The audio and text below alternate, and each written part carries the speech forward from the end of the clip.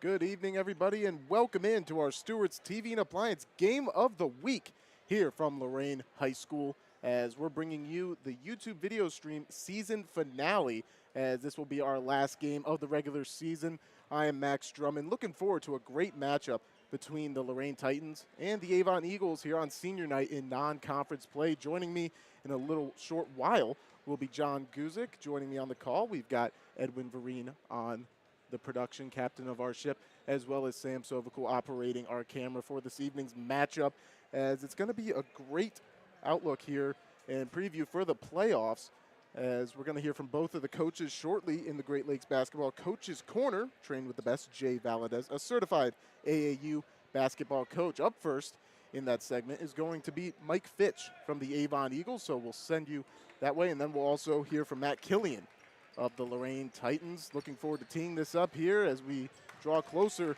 to March Madness. You're watching Lorain County High School Hoops on the Lorain County Sports Network.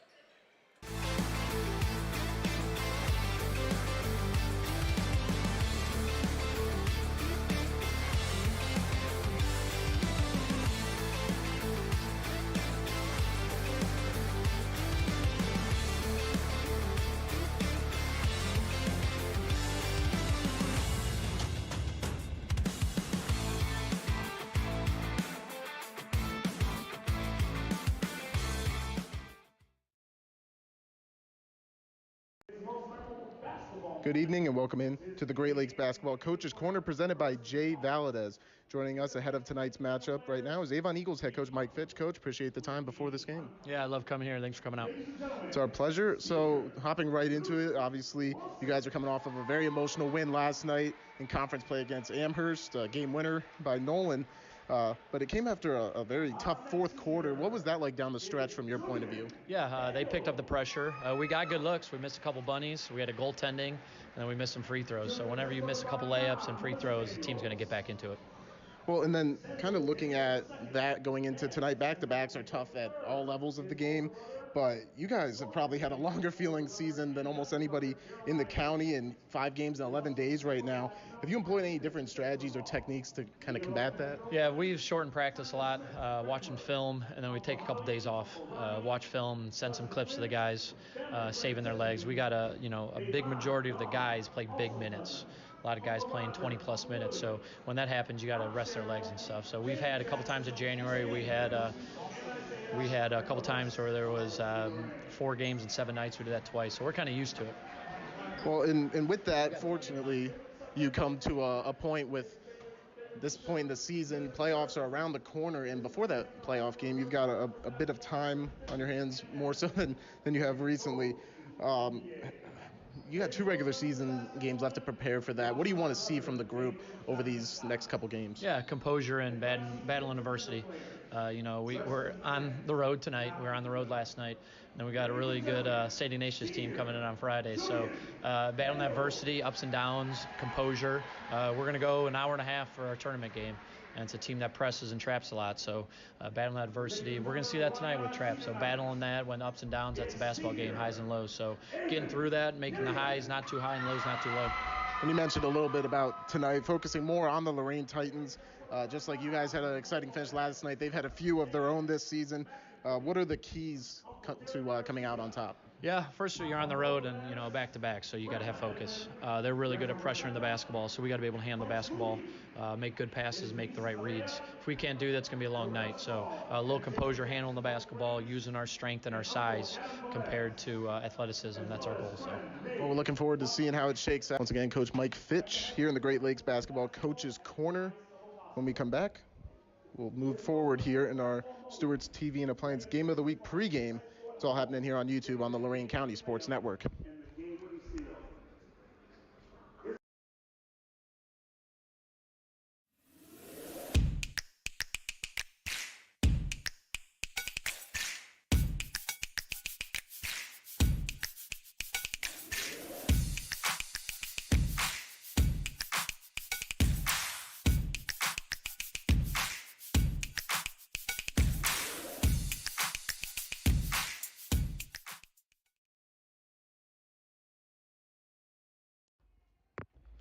Coach's Corner. We get Coach Matt Killian to talk for a few minutes here. Coach, I know it's not the first time for you, but it's the first time I've had a chance to ask this question. What's it like when you're the head coach, it's senior night, and you're the senior parent?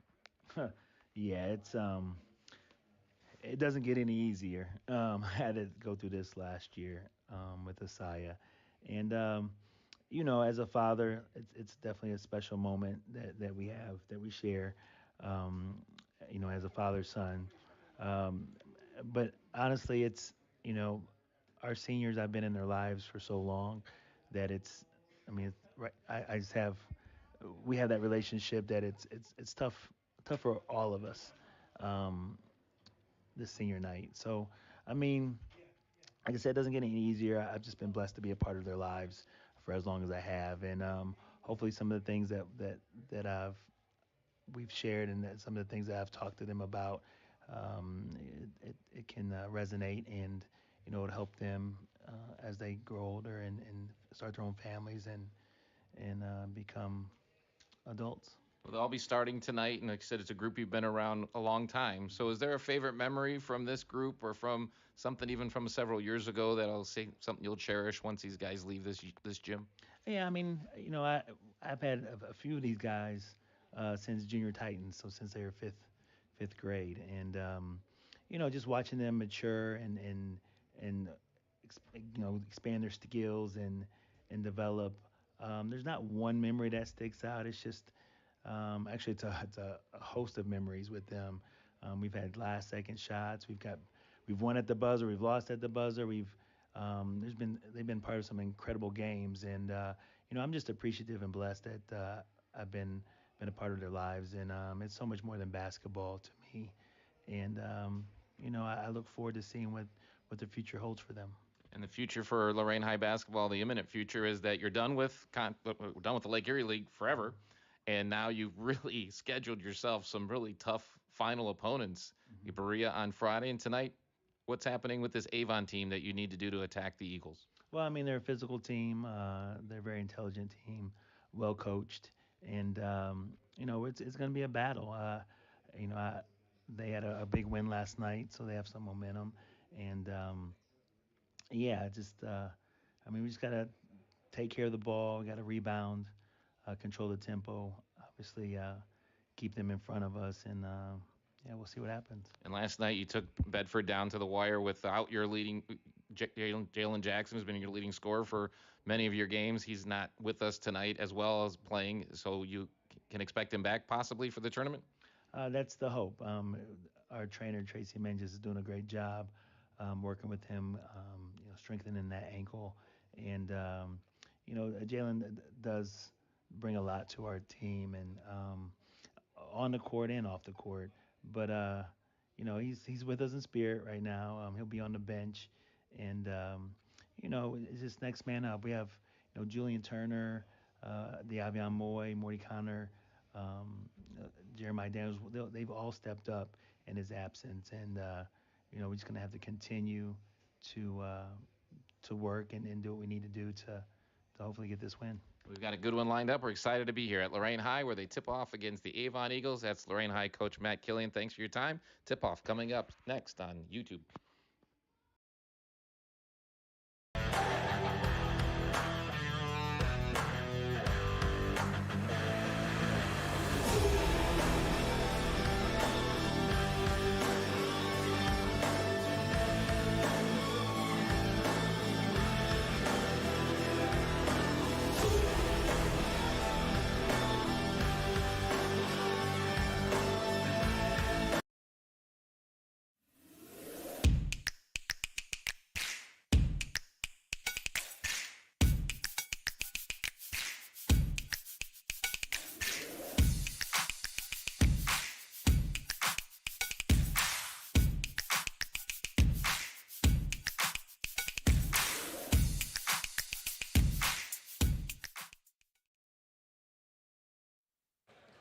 Welcome back into our Stewart's TV and Appliance Game of the Week. Shop smart, shop local, shop Stewart's TV and Appliance in Elyria.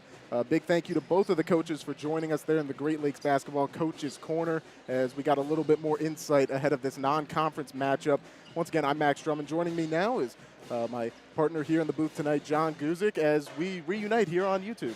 Yeah, what a fun night to be here at Lorain High. I've never seen senior night done like that before. It was really family night for the seniors. Nieces came out, sisters-in-law, as well as mom and dad and everything. Well done.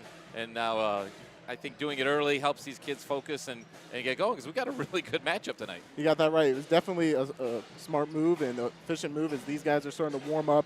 And coming into this matchup, we've got two teams that are on similar sides of the same coin, both coming in right around 500 as Avon, after their win last night against Amherst in game-winning fashion by Nolan Good, 65-64. They enter in at 11-9. And as for Lorain, they dropped the game to Bedford Friday evening and dropped to 9-11 on the season. But it's really just been about trying to find consistency. Both of these teams, it feels like they're capable of upsetting anybody on any night. Right, and absolutely. And Avon's record kind of skewed by the fact that they really jammed a lot of games in the middle of January and had a really tough stretch there. And then Lorraine, of course, has a sophomore that ends up kind of coming into his own in the middle of January and now is out. So their records are a little deceptive, and it's really kind of hats off to both programs to schedule a non-conference game like this late in the year, and they're both doing it to get tournament tested and tournament ready for next week. Yeah, and I think that's a great point that you bring up there, as both teams really looking to find that rhythm, and that's a perfect segue into our coaches' keys to the game, presented by Buckeye Community Bank. Today and tomorrow, your partner for growth, as we talked a little bit there about what each team has been good at, but specifically for this matchup between Eagles and Titans, what are you looking to tonight, John? Well, for on the Lorain High side, they're missing a lot of offense because they've got Jalen Jackson, who is injured, going to miss another game tonight, missed last night, and they stayed with Bedford right to the very end. So they've got to find a way to continue to make up that offense that he's missing. On the Avon side, you can really see this week, in the last week, they're coming into their own. These are good athletes all the way around, football players that may have taken a few weeks to kind of get into basketball shape and basketball rhythm. But they're starting to hit on all cylinders, and as Coach Killian just mentioned, come in with some momentum after a late last-second win last night. Yeah, and look forward to seeing how each of those sides carry it into the most important part of the season here as we get close to the March Madness of high school basketball and the playoffs, as both teams know who their playoff opponents are going to be, but they still have to finish out strong here in the regular season. Part of what may be hindering that tonight, though, as we look into our injury and inactive report, there's a player on each side that is going to be out. You already mentioned, John, that Lorraine's going to be without their sophomore sensation, Jalen Jackson, as he has been a top scorer in the Lake Erie League for the Lorain Titans. And then looking over to Avon, they will be without Shane Carty this evening. As Coach Fitch mentioned, he will not be available after scoring 4 points yesterday in their win against Amherst. So your inactive report being brought to you by Lorain County Public Health, serving and supporting a healthy community. And we're just around a minute from the tip-off coming into play here, and that'll be the LCCC opening tip-off. And that stood out to me because Lorain, obviously, they have a whole wing of their high school here dedicated to LCCC. Yeah, the place still looks brand new, even though we're getting in close to the end of the first decade here at Lorain High. They've taken care of well. Great venue to have a game tonight.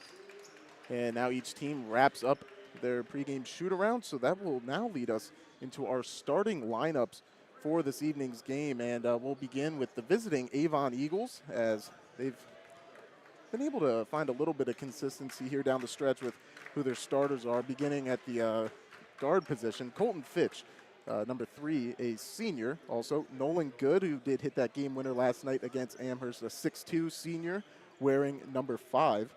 Also, Ali Jabber, a senior forward, wearing number 11, as he dropped 19 yesterday. Joey Ziegler, 6'3 sophomore guard, wearing number 21. And Sam Toniolo will round out the starting 5, a 6'5 senior center wearing number 34. And before we get to Lorain, we will now take a moment for the national anthem, brought to you by MAC AAU Basketball.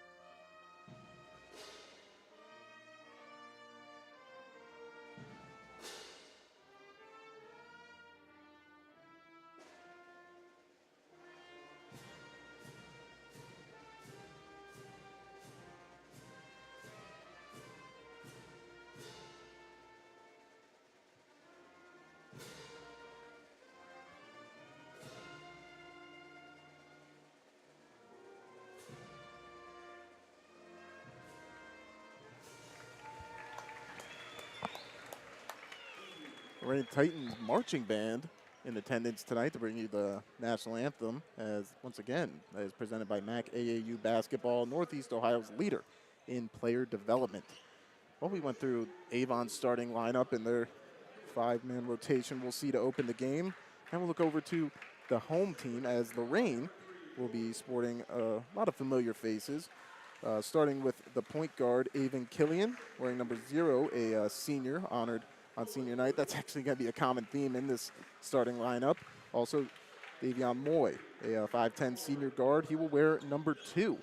Mordecai Connor, wearing number 4. He will step up in place of Jalen Jackson this evening and get the start, as he's a 5'10 senior guard.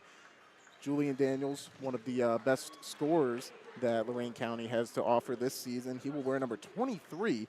And the senior forward, he's coming in 73 points combined over the last 2 outings, so they'll definitely be looking to him. But the Eagles will be looking to focus on him and slow him down. And then finishing off the starting 5 for Lorraine, Luke Wilson, a 6'1 senior forward who will wear number 33.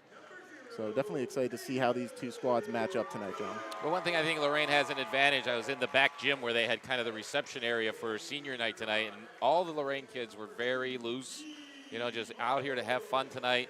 And that's usually, you know, kind of an advantage. You want to be tensed up against the opponent you're at. And, you know, Avon, we saw their JV come out here and just ran the court here, and they won. I think the final score was a 28-point lead for the JV, and we've got a couple of Avon JV players that'll be on the varsity roster tonight, and that may be a big difference in the game, especially playing back-to-back nights for both teams. Going to have a little bit of maybe legs getting underneath them in the second half, and some stamina issues. That's where the bench could make a huge difference, especially second half of this game. Yeah, and that's definitely something that was at the forefront of my mind heading into this game. Is Avon, I mean, they're in a stretch right now where they're going to play 5 games in 11 days. That's brutal for any level, and with a back-to-back mixed in there as well.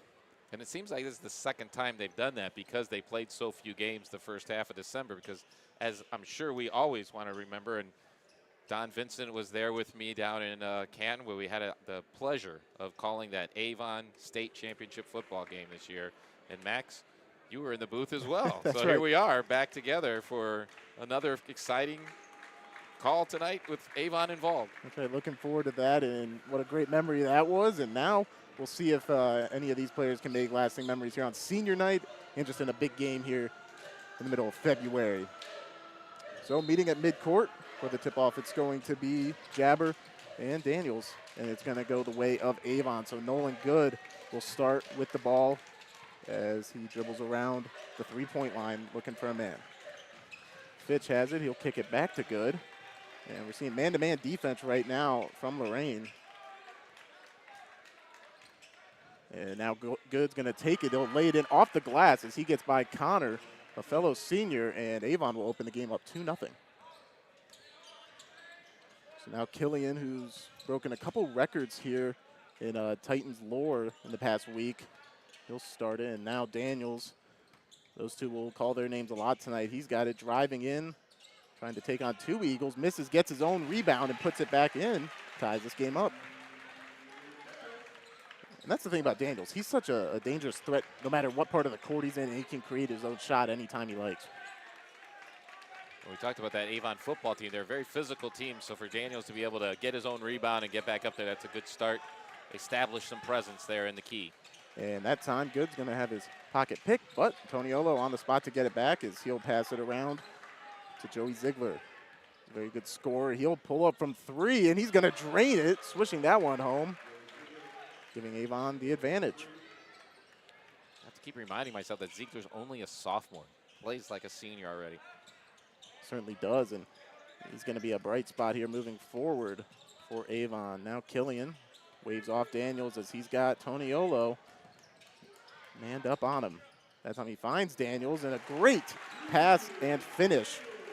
And that's something Killian's known for. He's a pure point guard, kind of almost in an old school sense, averaging 8 assists per game. Good this time, goes through the contact, and that ball is going to go in and out, but it will send the senior Good to the line. That will be our first trip of the evening to the Rewalk Law free throw line. Call Chris Rewalk, attorney at law, for a free consultation today. So he'll hit the first one. We're seeing both teams early in the half-court offense. They're really setting up and being the physical teams they are, but we're not seeing either team really try to put any pressure on running with the ball early. We'll see how that progresses. And like you touched on in the pregame, part of me wonders if that is just trying to pace themselves a little bit after big games last night, being a part of those, or if they'll be forced into it. As familiar as they are playing in the same county, they don't play each other more than once a year, so they got to feel each other out a little bit. That time Connors will lose it as he was trying to drive in, so it's going the other way for Avon. This time rising up is Jabber. He'll miss, and that's going to go off of, it looks like Avon. Almost looked like that could have been off of Titan, but they'll retain possession. Now they're in the backcourt. I can say as an official, it's always one of those things. This is the only level where you don't have that opportunity for replay.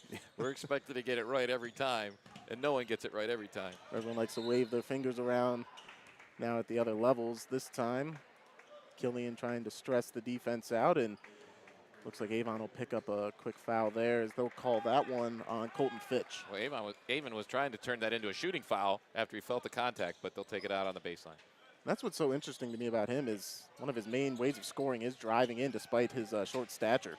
Now Connor will get a hold of it, and that layup almost went all the way down, just couldn't finish it off. So it remains 7-4 Eagles. Now the pick and roll, Toniolo opens himself up. He'll miss that one, misses again as he keeps fighting for that board, and eventually it'll go out off of Lorraine. So Toniolo's effort there pays off and gets them an extra possession. So Good will inbound, and Jabber midair will swish that one home and continue to increase this lead. Great look on the inbounds play. So here comes Avon Killian, showing off the dribble moves, spinning, lays it up and in, as he will do almost a cartwheel as he gets back on his feet, and he'll head to the line for an old-fashioned 3-point attempt. Wow, that's a highlight play early in this game. Avon really putting the spin and contact against two much larger guys than him. And that's multiple times now. He's shown off. He's not afraid to go do that here against the Eagles. Well, he shoots so low that even though he knows he has to shoot low to get around the big guys, it gives them still a chance to block it up high, but he had it timed perfectly. Well done. So that one will bounce around the rim and fall. And also, Avon's Colton Fitch picked up his second foul already, so he heads to the bench. And entering the game in his place will be Andrew Falasco. Working on the other side, Ziegler gives and then gets it back from Toniolo, who then rolls to the basket.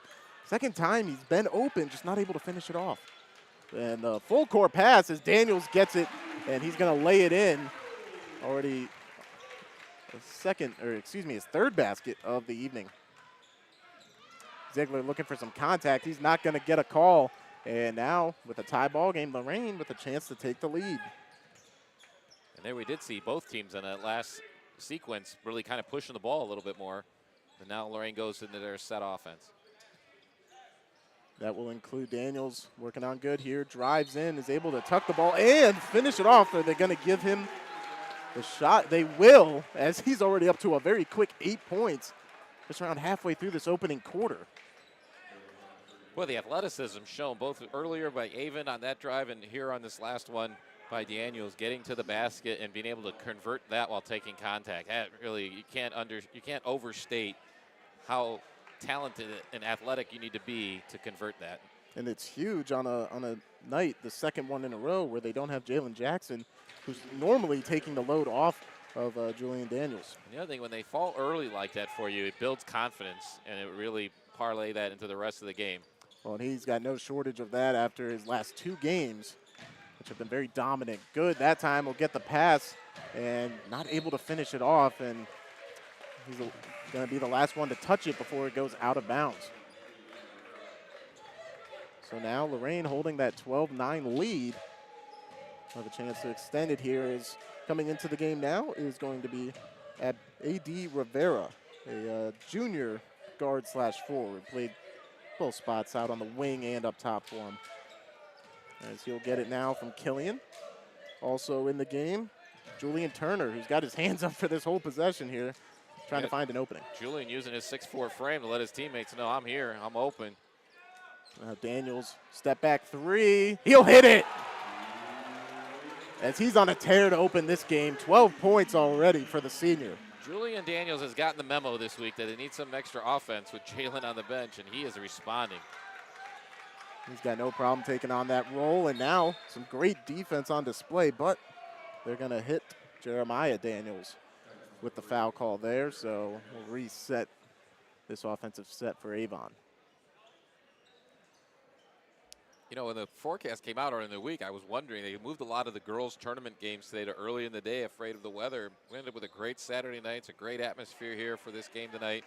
Bands, like you said, is here with the national anthem live, and just a great night to be here on the Lorain County Sports Network. Yeah, it's a packed house. We're so glad the weather was able to cooperate with that, and right there, it's going to be Ziegler cooperating with the bucket as it cuts into that deficit.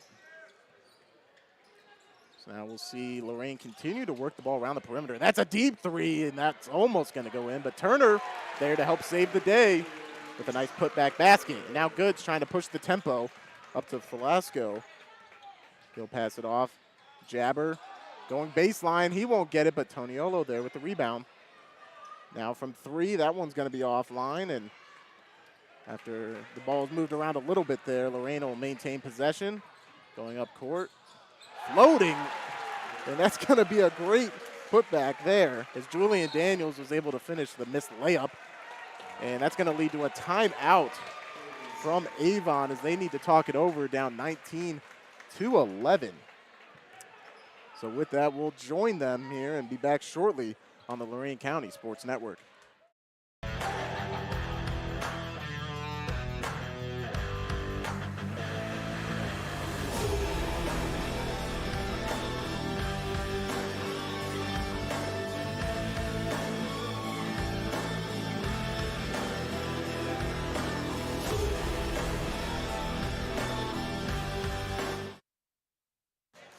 Back here in the first quarter, as there's still somehow around 2.5 minutes to go in what's been a very fast-paced opening quarter. Yeah, 30 points combined already on the board, and seeing some substitutions out of that timeout by Mike Fitch for Avon too. Get the Eagles reset, trying to work into this lead that Lorraine has built nicely here.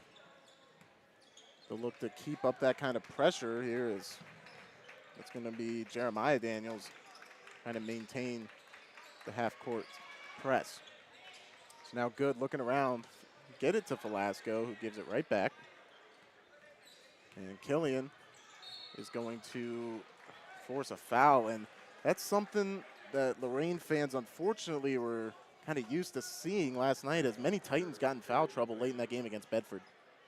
Well, what's so great about this Avon team is you got Toniolo and now you got Good going to the line here. Those guys have big college football aspirations, but they're part of this team and staying with it. I know there was down in Norwalk earlier in the season, they had one of their tight ends from the football team left the basketball team to go to Rutgers in midseason, and these guys are sticking around and having a lot of fun doing it. Good, doing well at the line. It's always great to see him finish. And speaking of finishing, my goodness, Julian Daniels throws down the hammer as he's up to 16 points. He's outscoring Avon himself at the moment. I'm running out of space on my stat sheet here for Julian's first half shooting. Almost wish he would have warned us. I guess we should have seen it coming in, but right there at the other end, Avon will draw a foul. And for Killian, it's going to be 2 quick fouls back-to-back. So that's something the Titan staff's going to have to keep an eye on. Well, also because last night Avon ended up fouling out with about a minute to go in last night's game. So we don't want to get him in foul trouble either, because he's such a big part of handling the ball on the offensive side. Certainly is the case. He's very disruptive on defense. Ziegler will drop the first one, and Killian will go to the bench. But last night, he saw an increase in his, two games ago, he saw an increase in his scoring total, dropped 17 in their big win over Lakewood, where Julian Daniels was able to put down 45. Wow. So Ziegler will hit both, making it a touchdown advantage, so to speak, for Lorraine. And great defense, but it's going to stay with Avon. As coming off the bench, you mentioned on Dean Abdul, one of their depth pieces, applied some good pressure there. We saw him in the JV game make a few plays. A lot of times things are of an angle, so the official that actually had the call on that looked for help, and he was streamlined, but that ball clearly went off of Lorraine, went off of Daniel's leg, but they keep the possession here. We'll see if they can take advantage of that as they're working it around the perimeter here. But now we're starting to see Avon stay home in that paint, not give any opening to Daniels or Turner. Now they'll back off. As Moy has it, he'll work it back over. Jeremiah Daniels, who now drives, and he gets it stripped. Great pass by Abdul out ahead. Another bounce pass there, and physical play on defense as it looked like Ziegler was trying to go up, and he'll draw the foul. Well, it looked like A.D. Rivera had a great line to the block, but the referee is signaling that he caught contact with his head, and the official's always going to protect the other players, anything neck on up, and that's why getting Ziegler to the line. Otherwise, it would have been a good block if he could have avoided tapping him on top of the head. So Ziegler was able to knock down both last time around as it's his second trip. So we're under a minute to go now, and Lorraine already in the bonus, and Avon just 2 fouls away from it, but with how we've seen this operating, that could happen. They both could reach the bonus before the end of this quarter. Avon 7 out of 8 from the line. And that's been huge, and now Ziegler, he'll get another look, and this time he finishes it off. No need to go to the charity strike. Now part of this is with Avon being on the bench, and all of a sudden Avon gets 2 steals with Killian sitting down with his 2 fouls. Certainly is a question who the primary ball handler is, and that will continue to be a problem as they'll force the 10-second violation there. 3 straight turnovers by Lorraine since Avon is sitting down, because they're usually their ball handler. So they're going to have to find somebody to step up in his place to even just get it across the half-court line. And like we mentioned, the fouls, they're continuing to stack up for both sides now, and I believe that's going to be the second on A.D. Rivera. Well, more importantly, they're in the bonus. So in the backcourt, you never want to make fouls that far from the basket, but you send one of their best free throw shooters to the line, Nolan Good, who's already been there twice tonight. And this is what's, remember, it was an 8-point lead when Avon went out, and all of a sudden, Nolan has a chance to make it a 1-point game. First one's up, and he'll hit off the front of the rim. And now we will almost immediately see Killian re-enter the game. Well, it's a risky move, right? With only 35 seconds to go in the quarter, I'm sure Coach Killian would love to just sit him on the bench for the first quarter. You risk that 3rd foul. If you make a mistake here, we'll see what happens. That one will go through, and also Luke Wilson entered the game for Lorraine, so a couple seniors coming back into action. You can already see the difference there as Killian breaks the press, gets it off to Daniels, who pulls up, won't hit anything, but great rebound and a nice layup there by Luke Wilson, who just entered the game. Well, great defense by Velasco for Avon. And great defense on both sides. They're just not enough on those layups, as we're going to see sophomore Dean Abdul get a nice finish, and now Avon will have a chance. Check that. No, Lorraine gets it back. They'll get it up to Daniels. 1 second to go. Step back. And that one won't hit anything, but we've still got a Lorraine advantage. However, Avon climbing back into this one. Tightens up 23-21 at the end of the first quarter. Stick around. We'll be back here with more after this.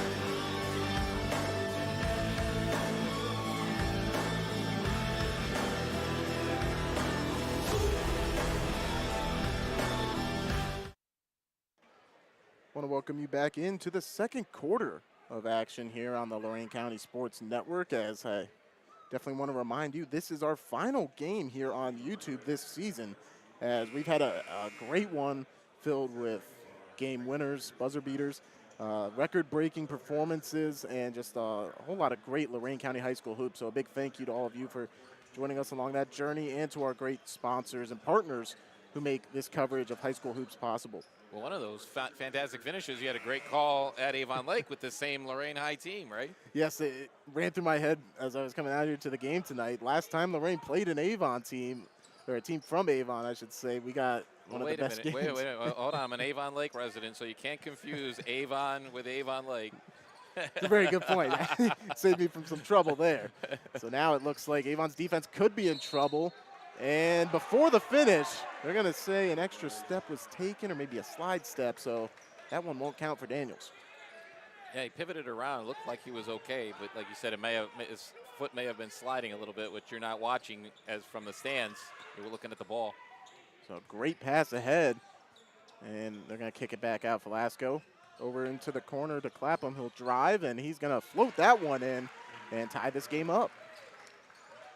So now we are starting to see a lot of these bench pieces that we wondered how big of an impact could they have. Well, the Avon Eagles bench is keeping them in it right now.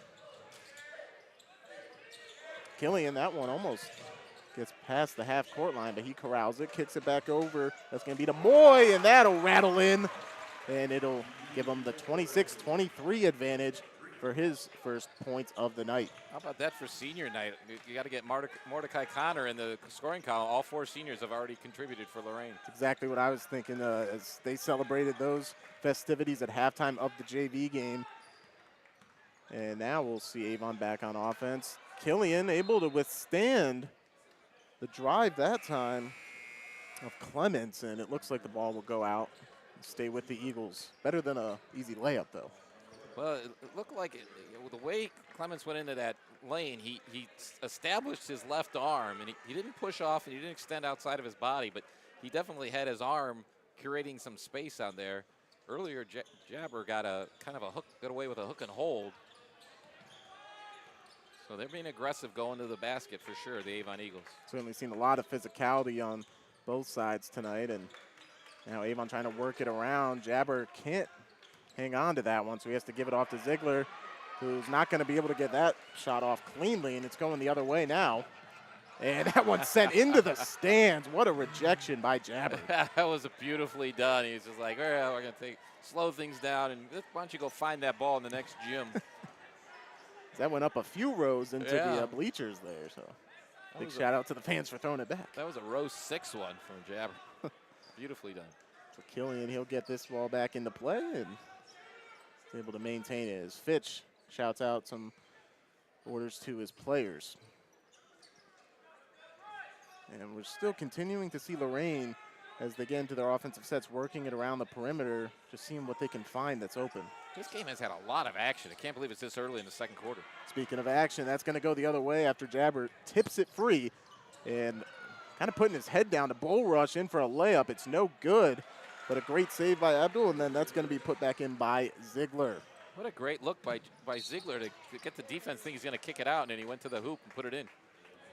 As he's definitely one of their top scorers on the roster, coming in averaging 14 points a game, and he's hit 32 threes on this season. Now, we haven't seen much of that from Avon tonight, though, as they've mainly attacked in fast break transition and from the free throw line. We're back to a 1-point game, too, after Lorraine had built that 8-point lead early in the first quarter. Avon already fought back to basically make it an even game.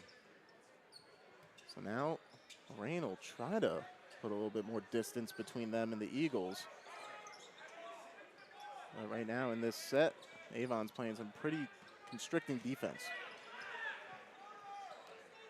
Stepping up and trying to get in front of Killian. Because now we're just seeing these guards work it around to each other. Killian will kick it out as Daniels, he'll put it up, and that's no good. So he's gone a little bit cold lately after his very fiery start. Abdul sets, he'll miss, and that's going to be tipped around back to Ziegler. Blocked, that one misses, and great job. That might not show up in the stat sheet, but Luke Wilson tips that to a teammate. So now Lorraine's going the other way.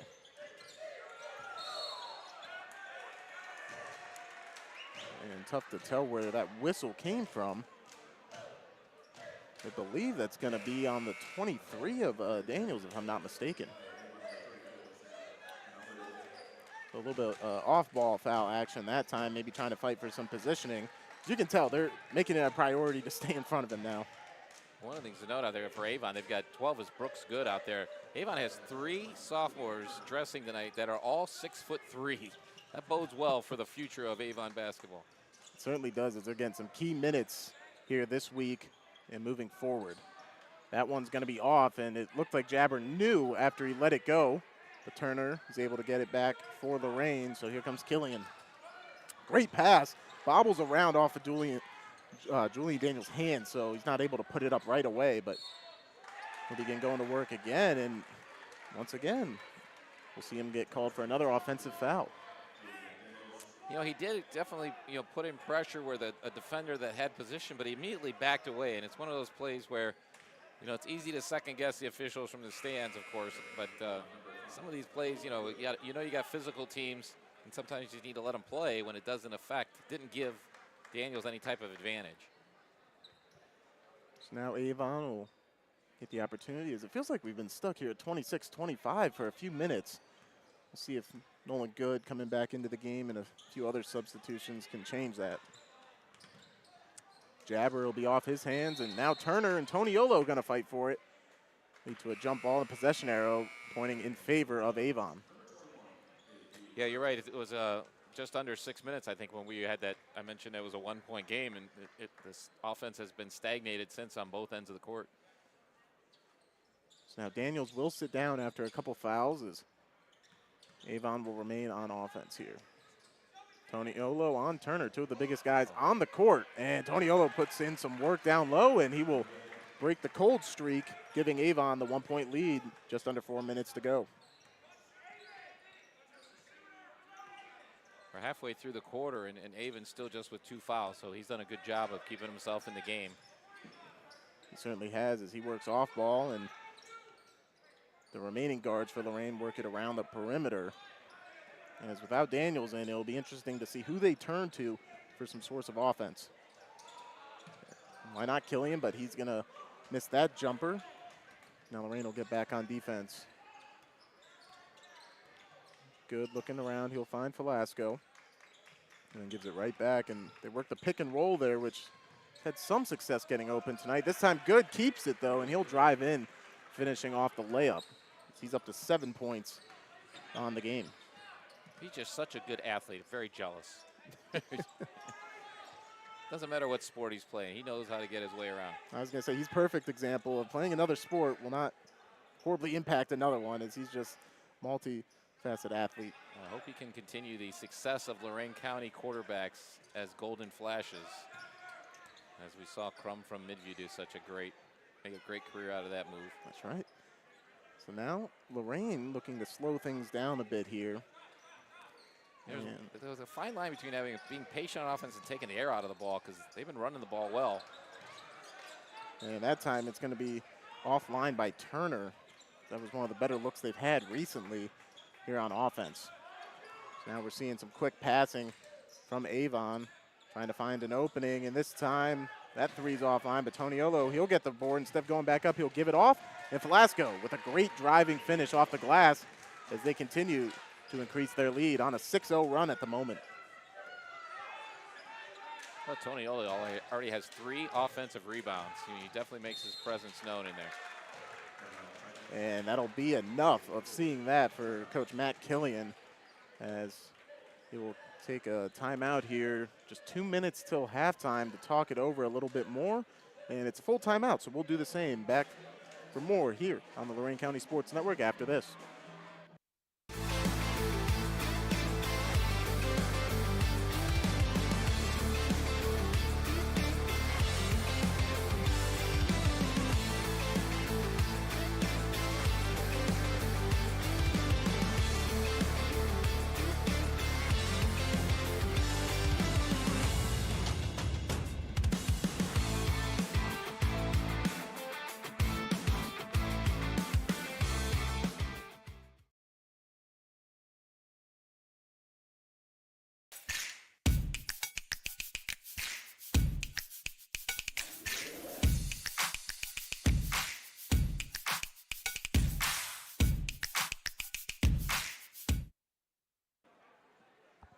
Just 2 minutes until halftime here, as Avon has been able to build a slight advantage, now up 31-26 over the Lorain Titans here on senior night. And both sides dealing with a little bit of foul trouble just to keep an eye on here, as both of the coaches who've been using some depth may keep an eye on that for the last minute strategy here. We'll give Mike Fitch a vote for a coach of the year, because remember, it was 19-11. Avon was down by 8. He took a timeout. Since then, Eagles on a 20-7 run. It could pay huge dividends into the second half, as both teams are playing in a back-to-back.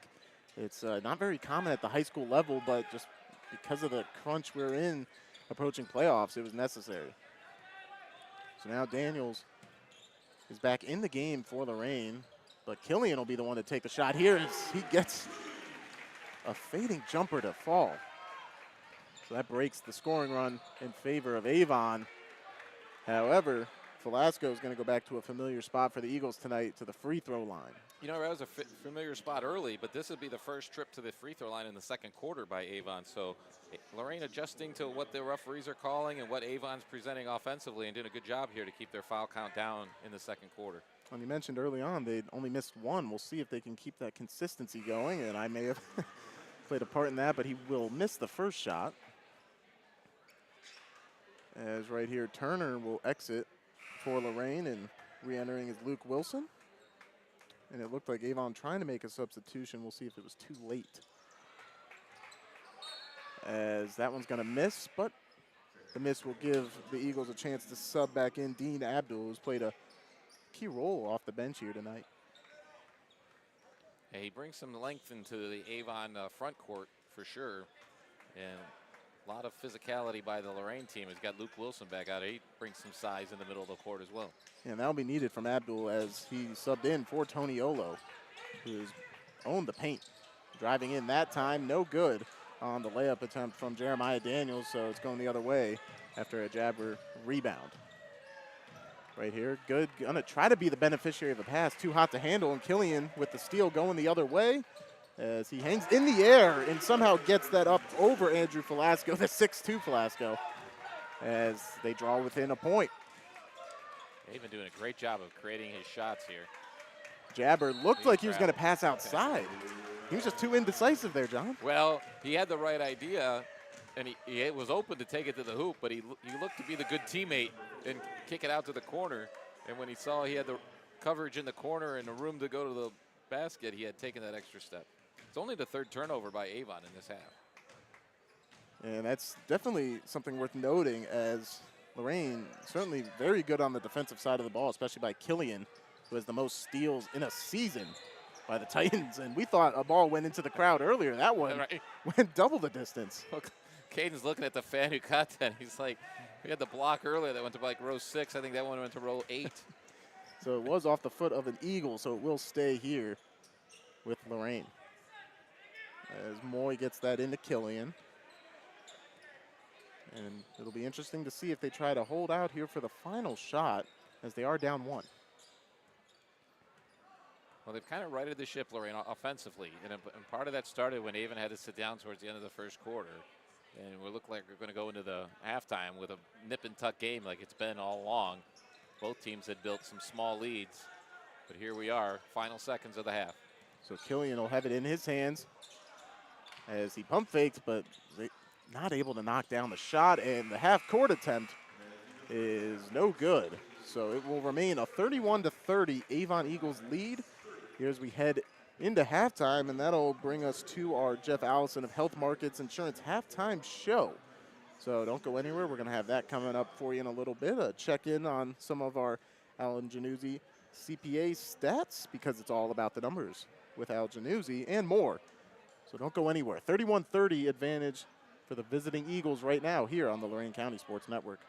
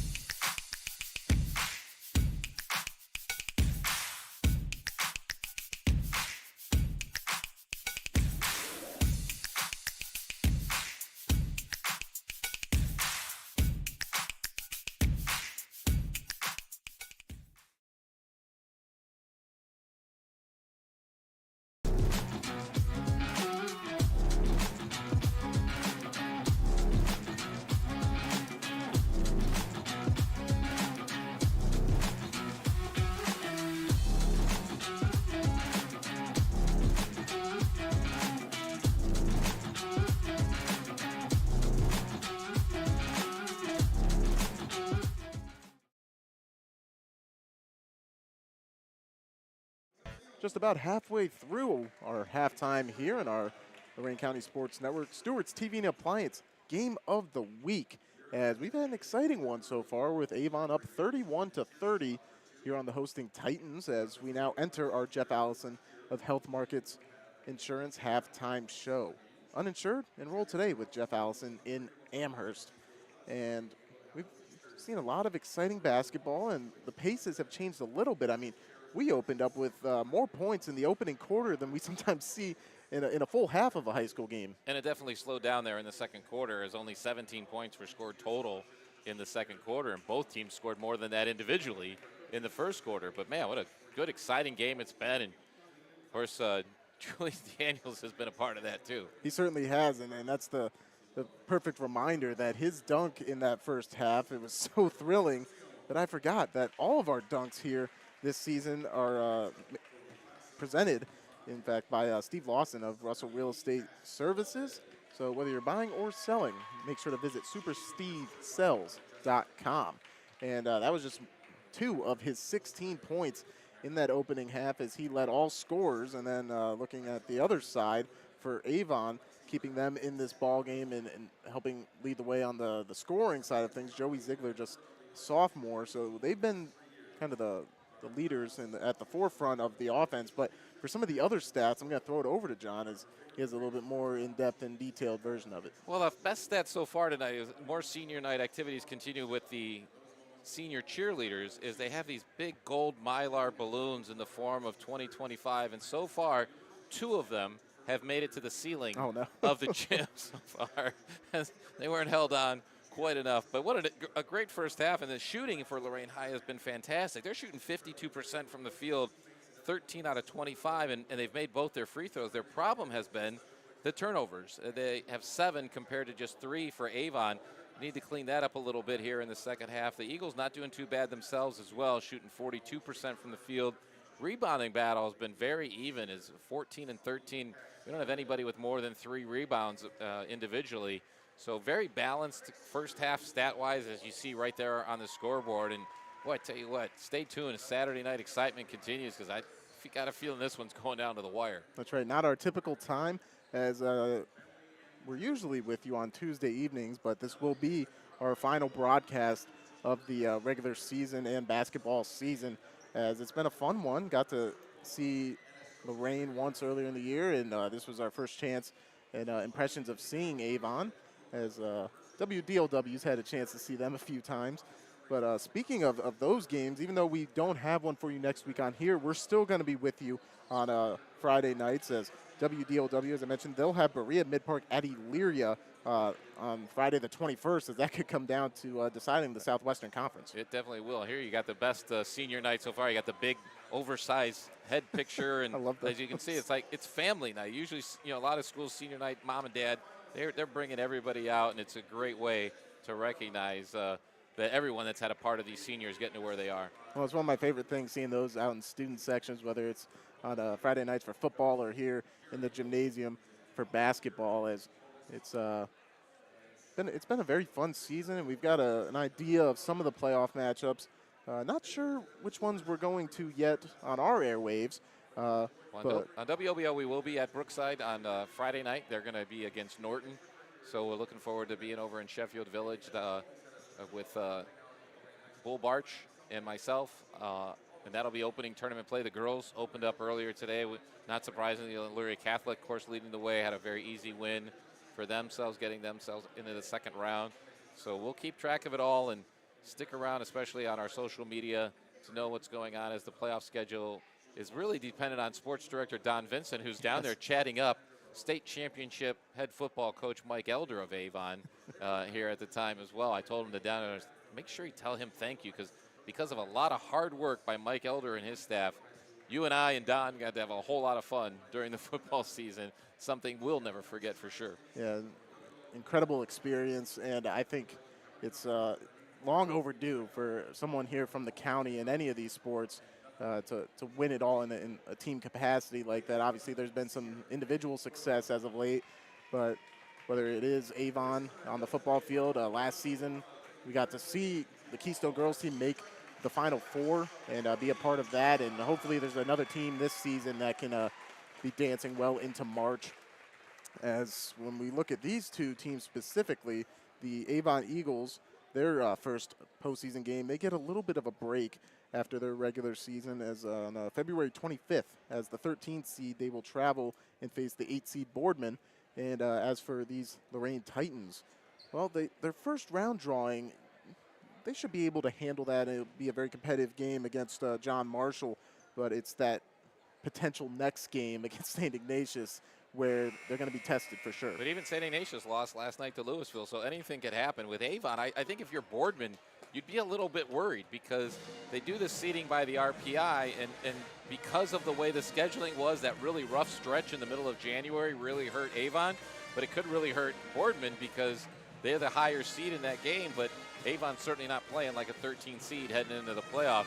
One of the other things that's interesting happening here with the senior night is they actually stopped the halftime clock and held it at 3 minutes.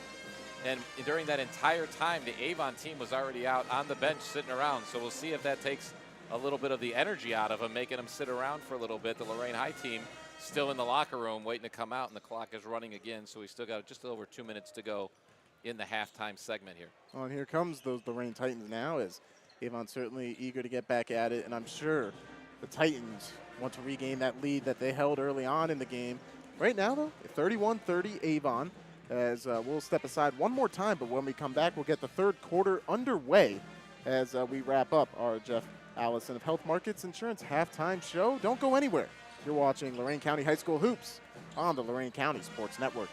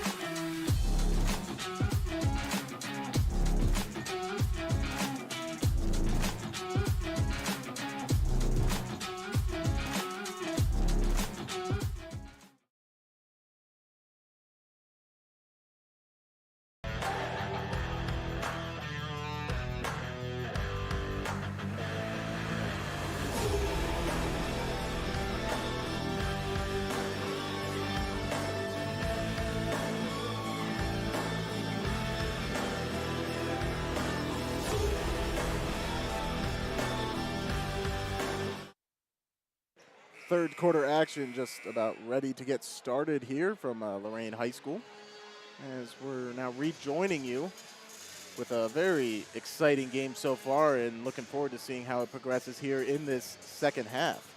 Yeah, this is one of those games where, you know, you say there's not a lot at stake, but this is what they schedule these types of games because they want to get that test before the tournament. You want to be playing your best. And so this is a very good matchup coming out of conference here tonight, and especially taxing on the guys who had to play last night as well. So looking forward to just a great finish to this season of the YouTube network here on our coverage from the Lorain County Sports Network. And now we'll jump back into it with Lorraine getting the ball to open the third. As it's a clean slate here. Even though a few guys watching their fouls, everybody from that original starting five on both sides is back out there to begin the second half. And now we're seeing a lot of what we saw in that first half is just working the ball around the perimeter, trying to either find an opening or a quick dribble access. Speaking of which, Daniels, as he cuts off that cold streak that he ended the half with and gets his first bucket in quite some time. He's only missed 2. Well, he's missed a couple from behind the arc, but he's been very effective inside the arc tonight. So now we'll see Avon trying to make things happen here on the offensive end. As I have a feeling we're going to see quite a few lead changes with it being just a 1-point game. So Good will work it over to Toniolo, who will drive in and tries to finish that one off, but good defense by Wilson. It's going the other way. Connors, great pass. Daniels, he'll hang on to it, and he'll take the blow that time from Toniolo as he'll head to the line. Seeing a lot of physicality here to start this first minute and 16 seconds of the second half. I mean, you said it. You're gonna really earn your points that way. And on the other end, it was almost Wilson doing the same to the big man Toniolo. Now we'll see Daniels as he hits that one without issue. He gets ready for his second one with a chance to get to 20 points, which he has done many times this season. As he'll hit that one as well. What's amazing is how fast he's gotten to 20 tonight and what a huge percentage of his team points he has. And outside of those long-range shots you mentioned, he's done so pretty efficiently. As now the Titans will try to set up on defense here, holding a 3-point lead. This time it's going to be worked over to Colton Fitch, who finds Toniolo in the corner. Won't see him there often, but that time he'll try to set the screen for Ziegler, who can't get around some pesky defense from Moy. Kicks it to Good in the corner, and that one won't fall, but Toniolo with his 4th offensive board of the night, working it out to Jabber, and he misses. Toniolo continues to work, and Good somehow comes up with it. Great pass across the paint, and it looks like Fitch is going to be able to hit it off a Titan defender and keep the ball. So now we'll see what Avon chooses to do on the inbound here. Finding Good. Now up at the top, it's Jabber working on Daniels as he has a little fade shot there, and he's able to hit it over the outstretched arms of Julian Daniels. Impressed by the defense on that series by Lorain High, and Avon stuck with it and converted for points. And it's those drawn-out possessions that's really going to test the conditioning of both sides tonight. Right there, Toniolo able to strip the ball from Luke Wilson. So now trailing by just 1, they have another chance here to take the lead. Good's not able to get it up over Killian as he kicks it out. It's almost a bailout pass, and it ends up in the arms of Ziegler. Just over 5 minutes to go here in the third quarter. As Jabber tries to work the pick and roll. Once again picked up by Daniels. Almost a no-look pass of sorts as the big man, Toniolo, struggles to get a hold of that, and it's going to go the other way.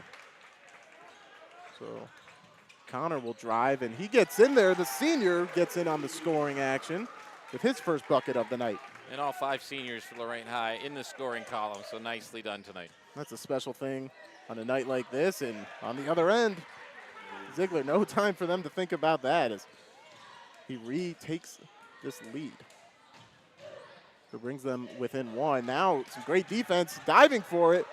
As he slid across the floor, trying to avoid the jump ball, gets it off to Jabber. Very close to a backcourt violation there, but he made it just in time. Very close in that one. Physical defense from Mordecai Connor, and it's going to send Joey Ziegler back to the free throw line.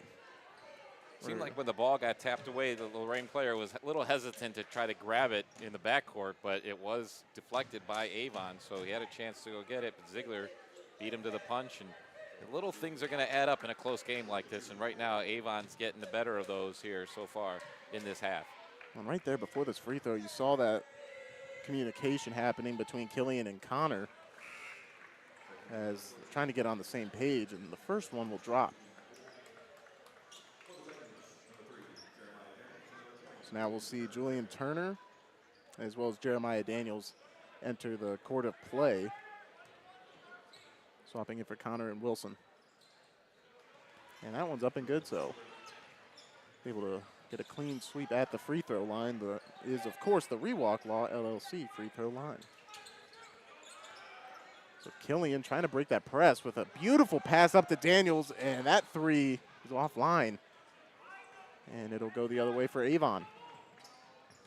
Nolan Good pushes it up ahead to Jabber, and he puts up a three to no avail. A couple Lorain teammates able to get a hold of that. Rebound as Killian drives in, looking for contact, wasn't able to finish it off, but who else? Julian Daniels with the offensive board and the lay-in. Well, it's one thing to get the rebound. It's another thing to be able to put the ball back up like that and convert. On the other end, Jabber, he's going to knock down a three and regain the lead as they almost caught the Titans napping that time. We're kind of back to that scoring pace we saw more in the first quarter here. Both teams going back and forth at it. There's still a one-possession game. Here's Killian trying to push that pace, and it just couldn't get that pass over three different Eagle defenders. And now we're going to see Ziegler step up with the ball. Jabber gets a great find, as that's going to be an easy layup for Andrew Velasco. There's a lot of back and forth now, and Avon, the biggest lead of the second half is just these 4 points. And Killian trying to get the pass up ahead. It looked like a timeout was called before that pass was released, as Matt Killian clearly not on the same page with his players and what they were trying to call there. So that will lead to a 30-second timeout. We'll keep it here as we have a little bit to break down. Opening this third quarter, we've seen Avon able to deal with some runs, but go on a couple of their own. Well, Avon's been going against, really, I've been very impressed by the Lorain defense, but Avon has counteracted that, like I said earlier, with very patient offense, and you can see Joey Ziegler really looking for any opportunity to get a dent in that defense. And last possession, he had a couple times where he didn't, and then when he had that, literally just needed a half step, so quick to the basket. And Jabber, missed his first couple of three-point attempts, but shooter's going to shoot. He converted that last one, and that's what makes this a 4-point game as Lorraine comes out of the timeout. That's certainly been huge, as we do see a couple different changes as Luke Wilson re-enters the game. That time, Davion Moy, no good, but a great offensive board and put right back in. So we're seeing the big men for both teams able to make some plays here. Well, Matt Killian took Wilson out and got him right back in. He definitely seemed like he had a message for him. Wants him out there and with his size and strength. Well, and with no Toniolo out there to oppose him, I can't wait to see how he controls the paint there. Chases down that rebound that time, so shows off some speed and effort as it's going the other way. Just a 2-point advantage for the Eagles now, as we haven't really seen either lead for either team get outside of 6 points or so. And Toniolo's already back, ready to check in at the next break. How about that? Hidden good already at the scorer's table. Killian gets the pass, and he'll try to fire from long distance. He's not going to be able to hit that one. Daniels just gets a hold of a lazy pass, saves the possession. Calls for it. He'll pump fake, drives in, tries to get over Abdul, and he'll draw a foul and get to the free throw line. Yeah, and not a bad foul by Abdul, because Daniels got to step on his initial defender. And you're going to foul, you're going to make sure Daniels doesn't make it an N1. So you got in front of him, got enough contact there to make sure you're going to have to earn it at the line and only get 2 at most. So he'll return to the Rewalk Law free throw line, as able to get there earlier in the third quarter and hit both of them at that point. And 3 of 3 on the game, and now 4 of 4 on the game for the night for Daniels. And that's the thing about his game, as he is a 3-level scorer. The definition of it, he can get it from any spot on the court, but he also hits the easy ones, and that's why he's able to amass these amazing point totals. Already start thinking about that post-game player of the game people we got to pick. And obviously, Lorraine's able to pull this one out. He'll be at the top of the list of ones we consider. You got that right. He's always on our mind for that. And we'll see if he can help lead his team to a exciting finish and a W here. Tied back up after Avon was up to by 4. So now Nolan Good working on Killian, as he's going to get hit on the shot. So no good, but he will be heading to the line. And that's going to be 3 on Avon Killian for Lorraine, which is something he had 2 right there in the first quarter. That's the first foul he's had since then, so he's done a great job of keeping himself in. As I mentioned, if you're just joining us, Avon fouled out of last night's game with Bedford, then had 2 in the first quarter tonight. And he's done a great job of writing that up and keeping himself in as Nolan misses the first of his 2 attempts. So that being offline, and with how competitive this game is, we'll see how long you have to survive and stay out of foul trouble for. As just on Tuesday night, this Lorain squad went to double overtime with Lakewood. So they've been doing so shorthanded and for longer than normal in some of these matchups. Killian with a lofty pass there. Somehow the younger Daniels was able to get a hold of it as he misses his jumper.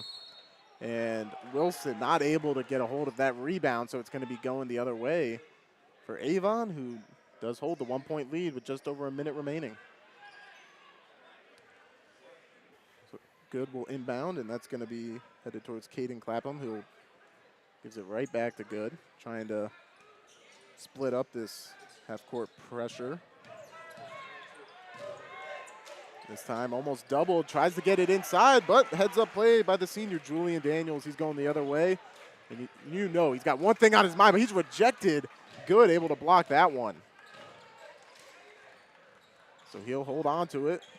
Speedily gets up court, and he is bobbed at the basket there as Wilson just did whatever he could to avoid the free layup. Let's go back to that last possession. That block by Nolan Good was incredible athleticism, because you're doing that against a guy like Daniels, who's always adjusting and twisting while he's in the air. So to be able to get that block on a guy like Daniels and not get the foul, what a great play by Nolan, and here he gets points on the other end right away. Certainly so. As his layup package, it feels almost unlimited, so to be able to reject that. Well, you mentioned Huge. Lorraine played double overtime earlier in the week. This is one of those games I don't think we want it to end. This is a good, very good matchup. And it's going to keep close all the way to the end, it looks like. Certainly not. It's been a lot of fun for everyone here in attendance to see. Killian tried to scoop layup that one in, but it's going to be offline. Tried to use the glass. Going the other way, it's going to be Clapham trying to finish that play. He won't do so. Somehow gets the boarding. He'll be back out to Good for 15 seconds left, and we can expect the Eagles to hold for the final shot of this third quarter. And we'll see if he extended the arm, and it's going the other way. As Good is called for presumably a charge. Well, Mike Fitch is beside himself on the Avon bench, and I don't know, I think his main reason was because the call came from the other side of the court, and that's something that Mike Fitch is certainly very conscious of. Very true. The official closest to us made the charge call, as arm may have been extended. So Killian was able to absorb that. He brings it across the half-court line, spinning, trying to get a shot up. May have been looking for a foul, some chances at free throws, but they're not going to call it. And now it gives Avon roughly a second to work with. Yeah, again, everything is it's angles, right? We've all seen replays on TV where you're sure something happened and they show a replay from the other direction, like, oh no, it was this. That was one of those ones from this angle. It looked like Avon had created the contact from the defender as he went up. And that's why the ball fell short. He's not happy about it. We'll take the last 0.9 of the third quarter off. Sure, and to be fair, he had been double teamed all the way through the half-court line, so he made the contact look like nothing. It's Good. Almost got that one to hit the rim, but it'll be offline, and it'll maintain an Avon Eagles 44-42 lead as we head into the fourth quarter of play. We'll take a short break, and when we come back, we'll bring you the exciting conclusion of tonight's Stewart's TV and Appliance Game of the Week here on the Lorain County Sports Network.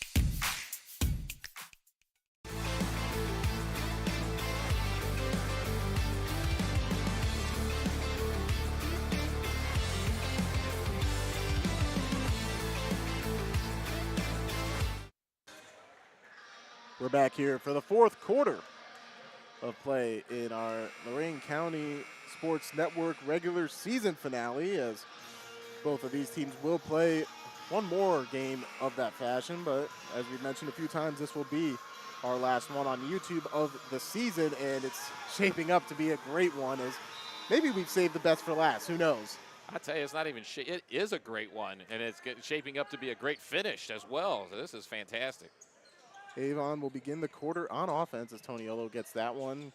Great use of the bounce step and the extra dribble there as Toniolo. Whoever comes up with the schedule on this is a genius to have this game on the air tonight.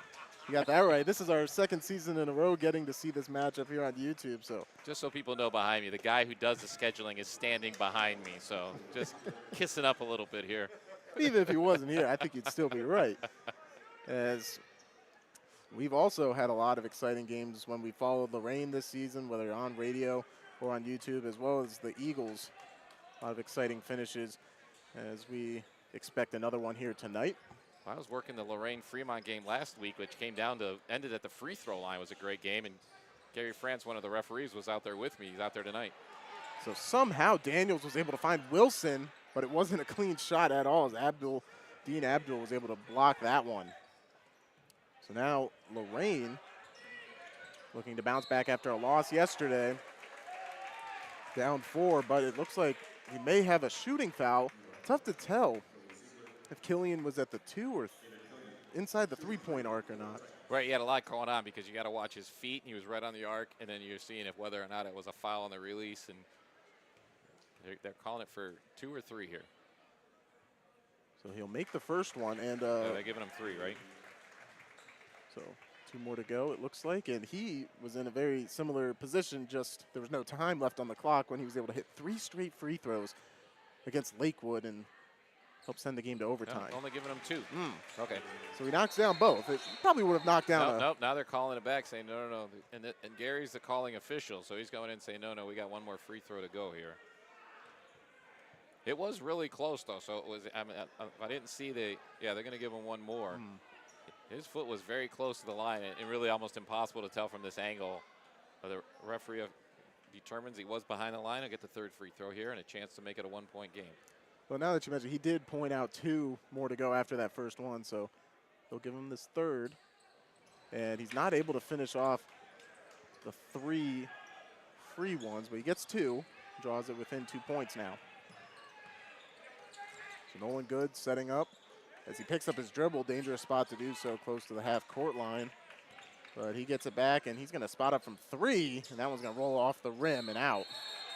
As Dean Abdul had to deal with even Killian fighting for that rebound, and the possession arrow looks like it was pointing in favor of Lorraine.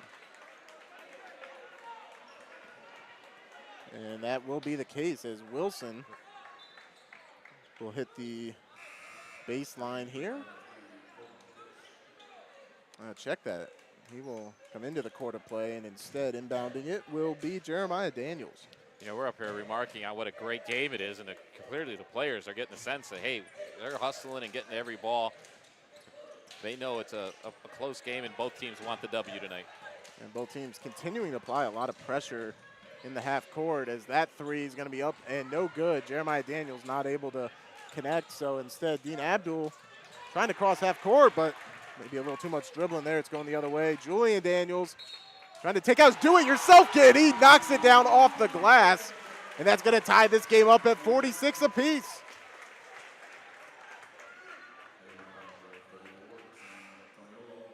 And that's just pure strength right there to somehow be able to finish that over the defender.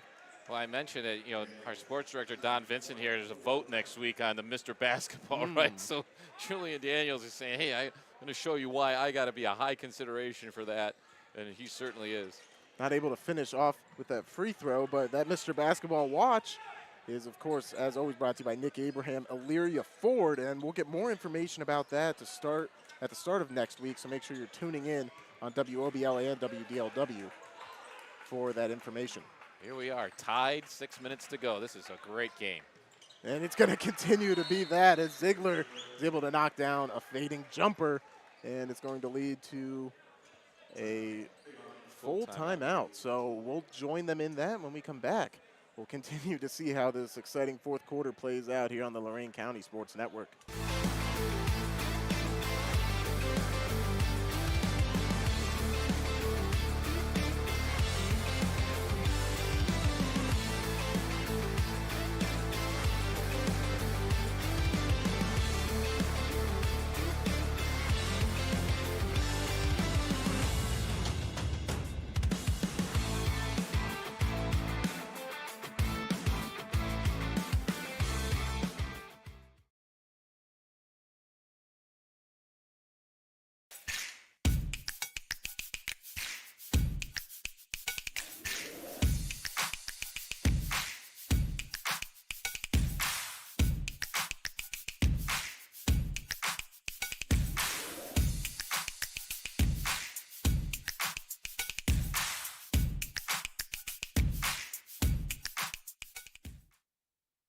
Back here, just under 6 minutes to go in the final quarter of play from Lorain High School, as it's been a treat so far. 48-46. Avon currently holds the 2-point lead. It is a treat, isn't it? I mean, it has been just a fun night here all the way around from the moment we walked in the gym till this 5:59 to go in this fourth quarter. I'm not even going to say 5:59 to go in the game because the way this one's going, we could be here a while, and Lorraine's already done that once this week. Could be quite unpredictable, as neither team giving an inch here in this game, as they're both floating around that 500 mark. Avon 11-9 on the season, and the Titans 9-11. And this week they've been doing so without one of their top scorers in Jalen Jackson. So it's even more impressive what they've been able to do this week. And Daniels trying to put something together there, and looked like he's going to get hit on the arm. And can't tell who they're calling that was on. Antoniolo. And that's his fourth, so that's a big foul there. But that's what I was saying earlier when Good had that block. He's a very difficult person to block a shot on because he's always adjusting and moving in the air, and that was exactly what caused Sam to have that foul here. And I think they're going to take him out for a few minutes and lose that size underneath, as Toniolo's been really strong on the offensive boards. He's got 5 offensive rebounds tonight, keeping some possessions alive for the Eagles. He's certainly given them a lot of second chance opportunities. So now they'll have to try to do that without him. Good with the one-armed rebound there. So Daniel's not able to finish off both, but brings them within 1. And now we're seeing Killian with some aggressive defense here. Good. Works that around. Nice pass over to Velasco, but it's going to be offline. And Julian Daniels pulls that one down. So now Killian will bring it up, and they'll set up their offensive set here. Chance to take the lead. We've been seeing a lot of drives from Daniels here as of late. That one not able to go, and no foul. So he gets back on defense. And Ziegler, he's looking for a foul, not going to get one, and they're going back the other way. Daniels not slowing down for anybody. Is the finger roll offline? So whether he goes to the line or not, I mean, Avon's making it very tough on him right now with these driving layups. Good, looking for a screen. That's a deep 3, and that's going to be off the mark, but great board by Velasco. Somehow he's able to get that around Wilson. Now we'll see Ziegler squaring off with Jeremiah Daniels. Pass almost offline, but good save there by Fitch. And this 3 up, no good from Ziegler. So now Killian down 1, bringing it the other way. And I believe we'll have a timeout on the floor. And it's going to be a timeout, the full variety by Lorraine. So we'll take one with them, get a quick breather, and be back here in the fourth quarter on the Lorain County Sports Network.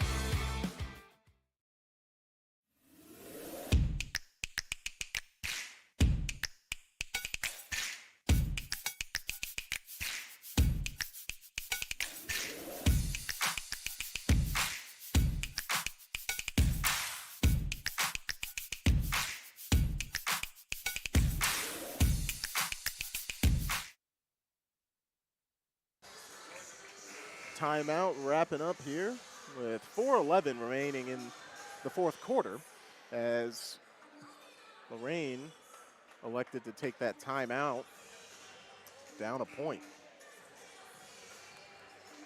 And as we move closer to the end of the fourth quarter and potentially the game, we'll have our Peace, Love, and Little Donuts post-game show. So you're not going to want to miss any of that as we're going to be speaking to head coach of the winning team and a player, whoever it may be, that wins our Hoop Tech Player of the Game award. Got a few candidates that we've been discussing during timeouts, but it's anybody's ball game right now.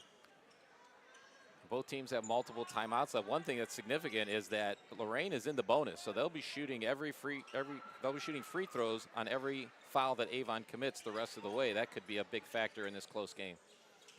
And that was something, the free throw line, Avon had the advantage in the first half, could flip. Right there, Wilson with a nice offensive board, and they're fighting to get it back and able to get a hold of it and put it up himself. It's A.D. Rivera, so he gets on the board tonight. I think that's what's starting to stand out. Yes, we have a couple of leading scorers, but outside of that, there's a lot of balance in those efforts. And speaking of effort on that one, Good trying to go for the old-fashioned three. He'll be offline, but he'll get 2 chances at the charity strike. This is also that point in the game on a back-to-back night of who did more conditioning back in October, November.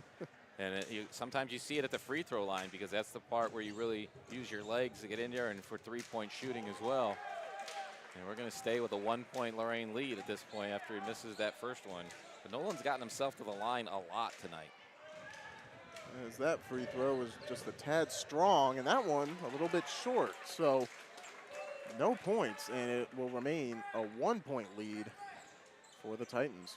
I think that's why in that last possession, Coach Killian took that timeout because he realizes, hey, let's make the most of each possession here as we're so close here, wrapping it up the final half of this fourth quarter. Well, and certainly it may have stood out with Daniels being tired on some of those layups as he's stripped there. Great defensive play by Fitch. Yeah. Unfortunately, it was still too close to the sideline to continue moving it up the court.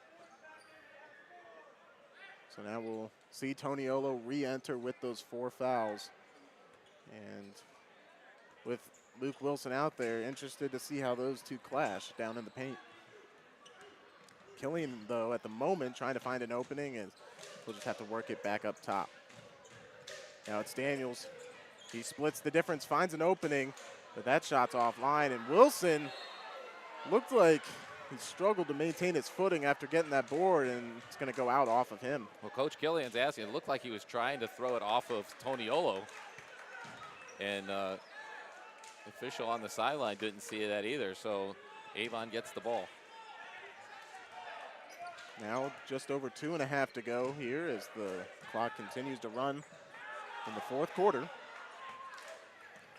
With Avon trying to regain a lead, and that pass just a little too high, and Ziegler's not able to get a hand on it. So a costly turnover there at a late point in the game here. Well, Avon only had 3 turnovers in the first half. They've already got 6 here in the second half. But you got to give a lot of credit to Jeremiah Daniels putting the pressure on him, forcing him to make the poor pass.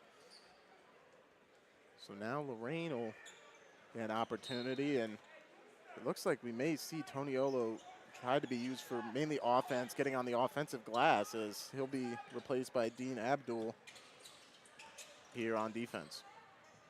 Luke Wilson on the great dish from Jeremiah Daniels, but that's offline. Good, able to get the board. And that was not exactly easy to hold on to after the fact. Missed opportunity for the Lorraine offense, so great pass down on the low block. Now we'll see the Eagles try to set up on offense, and that's going to be away from the ball foul. As Ziegler was trying to get even Killian off him, but he resorted to extending the arm. Yeah, nice pickup actually on the official on the far end of the side, right in front of the Avon bench, and obviously Coach Fitch not going to agree with that one. But gives a chance for Lorraine to extend this lead again.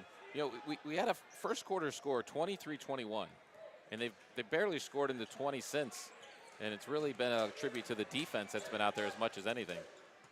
Yeah, the defense and possible fatigue catching up, and right there, that's going to be stripped, going the other way. And right there. Fitch looked outside. He might have had some options down low, but either way, they're going to have a chance to end the possession with some points. As he got it to Ziegler, and look, it's easy to say it from up here. We got a full court view, but he had Good and Dean Abdul running towards the paint, so they had numbers. Ziegler may have caught his eye first. And Ziegler, you know, he hits the deck after that foul, but nothing dirty at all. It's just Luke's a big, strong guy, and you run into a big, strong guy like that, you're going to hit the deck more times than not. Yeah, he's one of those enforcers on the Lorain football team in the trenches. You know, we talked about the week Lorraine's had with the double overtime and then having to do it without Jalen last night and tonight, but we're seeing some missed free throws here in the fourth quarter by Avon as they went down to the wire last night as well. And that one will hit. So we finally reached the tie ball game once again, 49-49, under 2 minutes. Final 2 minutes of a really, really fun game. So Jeremiah Daniels, he's got 3 Eagles around him, somehow finds Killian, who will look to drive, and he loses that one on his way to the hoop, and Good comes up with it. So now Avon with a chance. And before that, we'll get a timeout here as they want to talk things over a little bit further. So it'll be a full timeout. We'll take a full timeout with them. Don't go anywhere. We're heading towards a great finish here on the Lorain County Sports Network.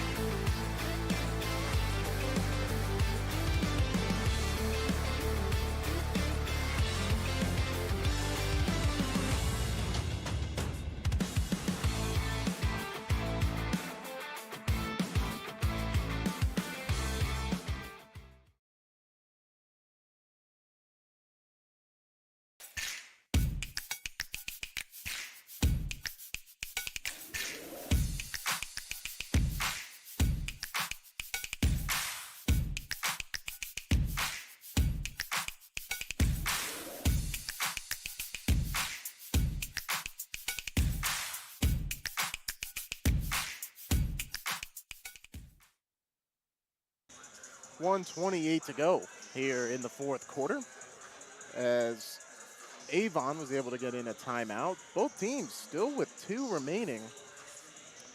As my partner John mentioned earlier in the fourth quarter here, as they were able to do a good job conserving those. And now they'll get to set up with a play out of the huddle.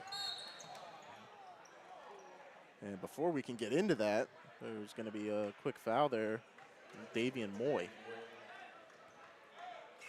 So now we're starting to see Avon creep closer to that potential bonus. But as it stands, that's just 3 team fouls here in the quarter. So Good able to find Velasco across court, and he hits the 3, breaking the tie as it's 52-49. Now Avon will just have to D up here and try to slow down Lorraine. Into the corner, that 3 just short off the rim. So now Avon with a minute or so to go, they hold the cards. Still a 1-possession game, but they, like I said, with the ball in the lead, that's where you want to be for the Eagles here tonight. Great find again. Oh my goodness, how did they lose him? Fitch, but he's offline. So now just over 50 seconds, Lorraine's gonna have another opportunity. Killian quick dribbles there, kicks out to the corner, finds Daniels. That's no good, but a impressive board by Jeremiah Daniels, but they will say Fitch hit that one out. 42 seconds remain. Wow, every single touch of the ball is important at this point. That it is, and Lorraine, they'll take a timeout here as you definitely want to draw up your best play. Now, of course, we know Julian Daniels, their top scorer, he's got 27 on the night, but he hasn't exactly been the hot hand as of late. John, if you're drawing up this play here, do you ignore that fact, or are you still maybe trying to work somebody else open? Well, I mean, they made a great find. Both teams did on passes on the last one, and Avon converted, and Lorraine missed it. Lorraine keeping the possession alive, but you got to know that Daniels is the guy you want to go to, and still plenty of time left. I mean, last night, and everyone's had this in their situations, but over the course of the season, but last night, I don't know how many possessions there were in that final minute of the Lorraine-Bedford game. They kept going back and forth and sending them to the line, so plenty of basketball left. Here last week against Fremont Ross, Lorain went down to the wire earlier in the week. They went overtime with Lakewood. So Lorain is well practiced at these close games, a little bit more so than Avon. And we still got a timeout left. Lorain still has 1 timeout left. Avon has 2 timeouts left. But what you're calling up in the huddle right now, you're not worried about the 3 points. You want to get points on this possession. It doesn't have to be a 3-pointer. Well, and I think that's a great point that you bring up there. 42 seconds to go, so it's not like they're working for the final play or possession right here. The thing is, in the second half for Lorain High, the only player that's made more than 1 field goal has been Julian Daniels. So you don't know who that second person is if Daniels is covered up. And right now they've got Julian way away from the ball as they inbound. So now Killian will open with it, and then he'll work it to Jeremiah Daniels, back to Killian. Luke Wilson's got to worry about getting 3-second call down there, but now he gets out. He backs off of Toniolo. That's a deep 3. Daniels lets it go, and it almost fell. They're going to call the foul on Ziegler. Almost potentially a 4-point play, but it rattled out. But now Ziegler, as you said, picks up his 4th foul. And it's going to be 3 shots here for Daniels. And Daniels made his first 5 free throws, but he's missed 2 out of his last 3. So we'll see what he's got left in the tank here. He hits the first one as Lorraine gets ready to make a sub, and looks like A.D. Rivera steps up to the scorer's table. That one off the front and back of the rim and missing. As Wilson exits in favor of Rivera. So now, still 25 seconds, but you wonder if you try to get an extra possession out of this or make it. So he'll hit it, and we're back to a 1-point game. Now in a full court press here. Ziegler will start with it. And Jeremiah Daniels is being very physical, and they're going to get him with the call. Well, not a bad foul there because they're still outside of the bonus, and you're trying to go after the ball. Stops and makes Avon reset their offense. And now both teams will be in the bonus for the remainder of this game. And like you said, the right idea, because he'd lost control of the ball almost as that foul was being called. Killian was very close by. So now they'll try to double him. The ball stripped out, but they're going to hit Killian with the foul. So he gets his 4th on the evening here and will likely be headed to the line. Yeah, tough call there because Ziegler was trying to start his way up the court, and Killian basically had defensive position. So you could go even with a charge call at that point. But as he tried to bring his hands up, Avon definitely did make contact with his arms, and it sends Ziegler to the line. That one misses. So both teams right now struggling down the stretch with their free throws. And it's certainly a stat both coaches are going to look back on. The gymnasium got very loud for that one, but Ziegler was able to hit it. Gets up to 21 points on the night to match his jersey. Well, knowing how well both teams shot from the free throw line in the first half compared to the second half, you got to attribute that being the second of back-to-back nights to having at least a little bit to do with that. It may be adding up. So now Killian will cross the half-court line, driving in. He's blocked by Abdul, and Good's got it. He's going to try to go the distance, and he gets fouled. And it looks like they're going to hit the 3 of Jeremiah Daniels that time as the Avon benching crowd is on their feet.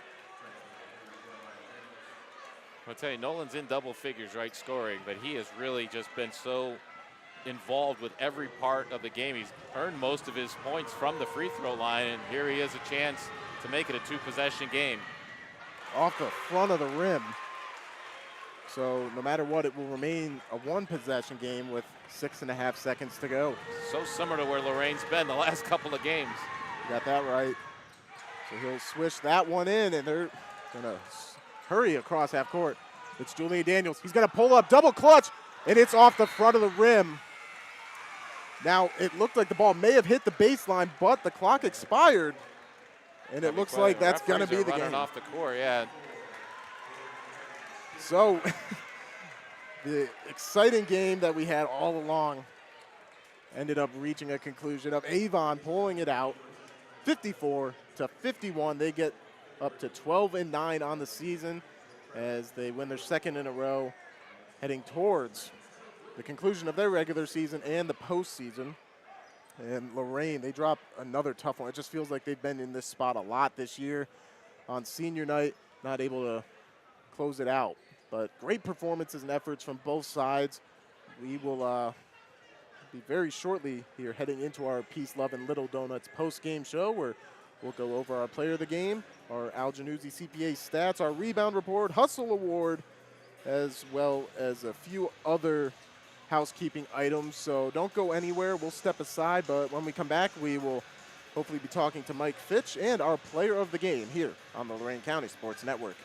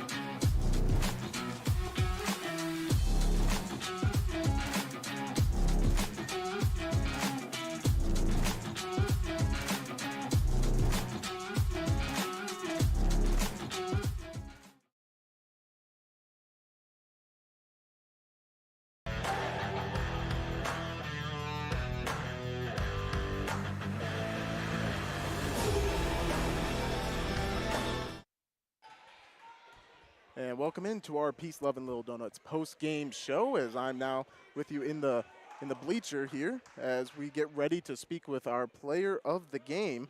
That is our Hoop Tech player of the game, and they'll also receive a nice shirt thanks to Big Frog Custom T-shirts and more. So joining us is Ziegler, as well as Coach Mike Fitch, as we discuss a great win here in a very tough environment, Coach. So when you look at kind of how this game went, it was really back and forth. There was a lot of adversity faced. What was able to carry you guys through? Composure. I talked about it pregame. Our kids stayed composed. I mean, we got down 21-12, huge dunk by Daniels, and called a timeout, changed what we were doing, and they really bought into what we were doing. Composed. I mean, we missed free throws, we missed layups, but we still got it done. So.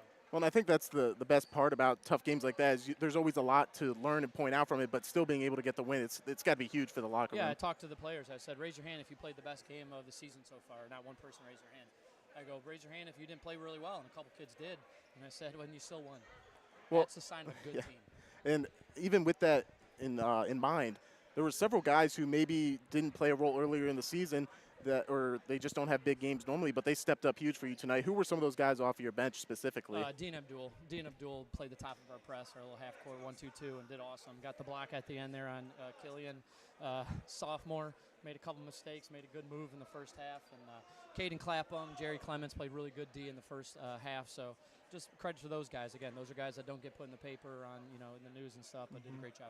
Well, and I thought the physicality from both sides stood out. How does that prepare you for the postseason moving forward now? Yeah, the rest called it like a tournament game. I like that. That's what we want, right? We want to play physical, so it's good for our kids not to expect a foul, not to expect to get anything, and go finish and get all the way through and get to the free throw line. Well, it was an exciting game. This was our last one here on YouTube this season, so we went out on a great high note. So once again, a great performance, and thank you for your time. Awesome. I love coming here and seeing this, watching this back. It's awesome. I appreciate you guys. Much appreciated, Coach. As we'll now talk to our player of the game. Joey Ziegler going to join us here as he was able to score 21 points tonight and play a key role down the stretch. Joey, congrats on the win. Thank you. Well, I kind of touched on it there at the end with Coach Fitch. It was a really physical game. I mean, tell me what's going through your head after you hit the floor on a couple of those and head to the line. Oh, yeah. I mean, I took my time. Something that I've tried to do more and more. Like, I got 10 seconds, so I can take my time through those. Just got to use my legs. We've been talking to each other about using our legs. We've had 3 games this week. I knew coming in, I had some of the freshest legs because I didn't play Tuesday because I was sick. But a lot of these guys, I mean, they were feeling it. So just doing the best I can to get those points on the board. Well, and you mentioned the freshness aspect. A lot of your teammates, they played a couple games this week, but your guys' depth was tested. I mean, what's it like knowing you guys can go at least 3 or 4 deep into your bench? Yeah, that's a big thing that we've developed this year. Coming into the year, we didn't know a lot of guys with experience, and that's something we've had to develop throughout the whole year. Something that our whole team and coaches we've been talking together, and just figuring out that rotation throughout the year. So in these big games, those guys step up and make big plays, like Dean at the end with that big block. Certainly, save the game. Yeah. Yeah, it definitely stood out. Performances from guys like him, Tony Olo, and a few others. I mean, now don't want to look past your last regular season game, but you're on the cusp of a tournament time. Yeah. What's going to be the key to improve on, just maybe from tonight's game or something that you've noticed throughout the season to get ready?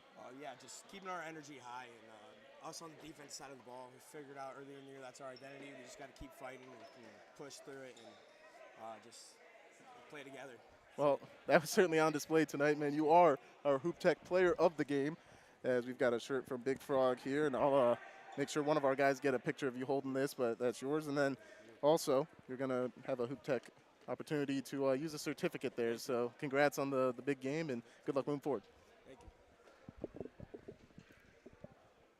So that was great to have Joey Ziegler and Coach Mike Fitch join us here in the post-game show, as we've got a few other things to wrap up, so we'll take a quick cut. We'll take a quick break, and I'll get back up there with John as we go over a few more things that we have, so don't go anywhere. We've got stats, we've got our Hustle Award, Rebound Report, and we'll look ahead to the remaining games on our schedule, so don't go anywhere. You're watching Lorain County High School Hoops coverage here on the Lorain County Sports Network.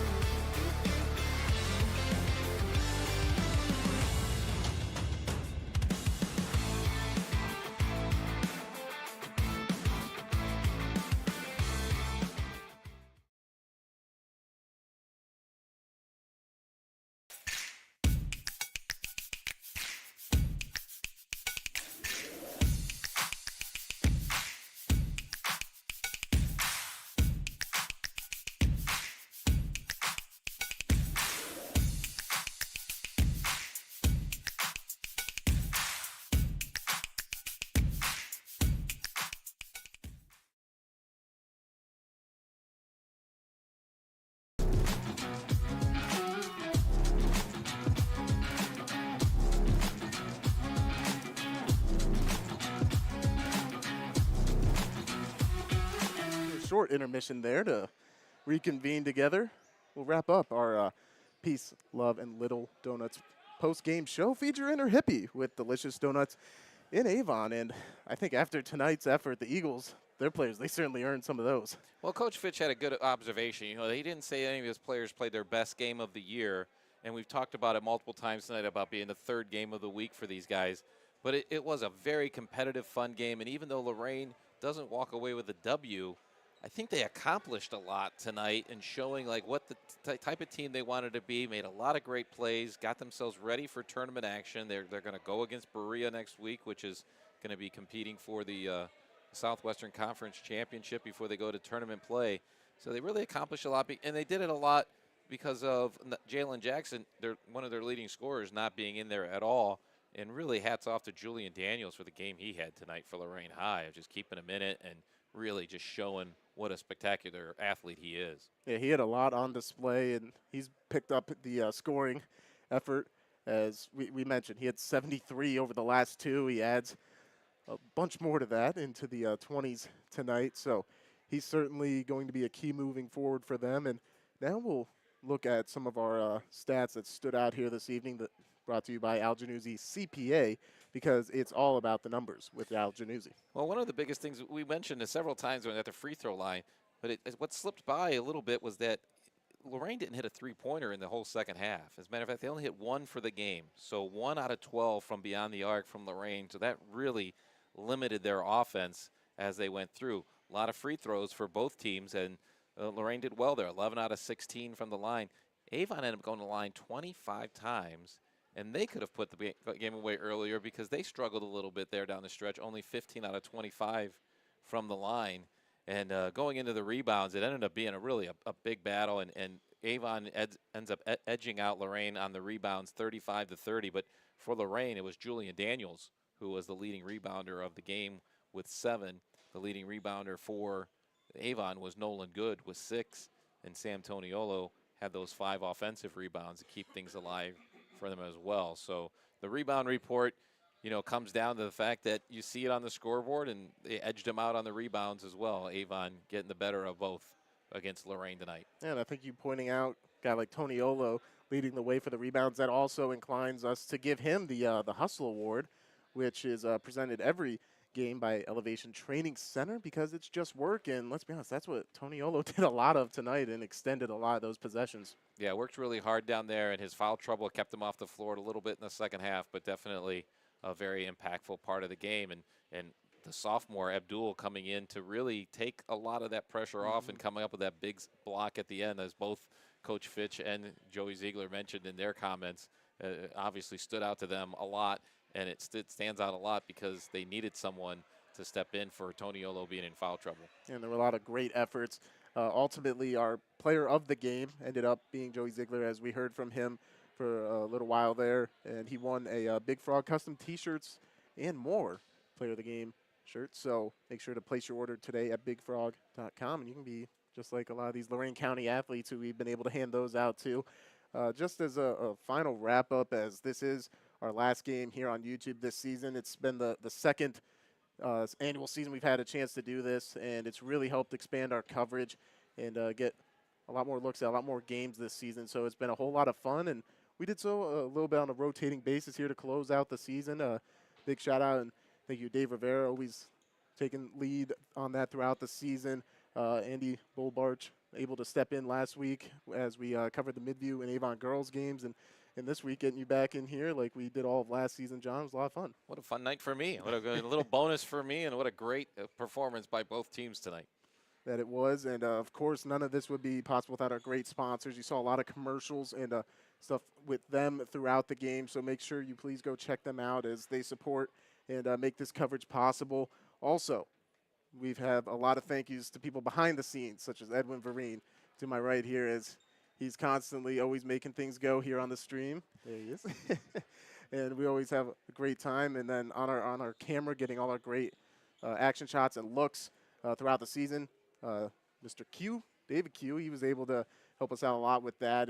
And also tonight, Sam Sovacool filled in a couple times this season as well. So it was great having everybody on the crew and made it a great experience overall. Tonight we were joined by the man himself, Don Vincent. You normally hear him on WDLW as he came out and helped us out tonight. And a big thank you to Gary and Renee Tollett as well, the owners of the stations, and also getting us out here and giving us the opportunity to do this. So just finally, since we're not going to be at a game next week, remember, next Friday, check out on WOBL Norton at Brookside, as that'll be some playoff action. You'll have a chance to see them. And then on WDLW, the exciting conclusion of the SWC conference play, Berea Mid-Park at Elyria. That'll be Friday the 21st, so don't miss any of that. And I think that's just going to about do it for our coverage here at Lorain High School tonight. So thank you for tuning in all season long, and look forward to seeing you next season. For Max Drummond, that's going to do it here on the Lorain County Sports